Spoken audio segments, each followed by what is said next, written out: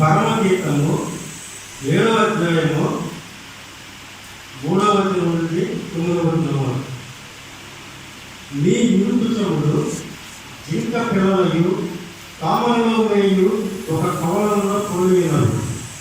నీ కందరము గంధగోపుర రూపం, నీ నేత్రములు జలపూర్ణమైన హెష్బోను పట్టణంలో ఉన్న 2 తటాకములతో సమానము. నీ నాసికా దమస్కు దిక్కులకు చూసు లెబనోను శిఖరముతో సమానం. నీ శిరస్సు కర్మేలు పర్వత రూపము, నీ తల వెంట్రుకలు ధూమ్రవర్ణంలో కలవి. రాజు వాటి యుగముల చేత బదులులకు చూన్నాడు. నా ప్రియులారా, ఆనందకరమైన వాటిలో నీవు అతి సుందరమైన దానవు, అతి మనోహరమైన దానవు. నీవు పాలవృక్షమంత తినని దానవు.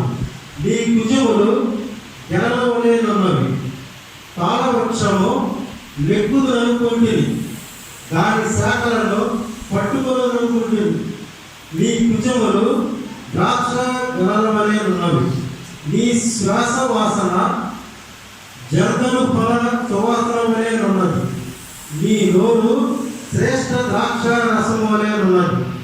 ఆ శ్రేష్ఠ ద్రాక్ష రసము నా ప్రియునికి మధుర పానీయము. అది నిద్రితుల ఎదరములో అడజేయు. దేవుడి వాక్యం జీవిస్తున్నాడు.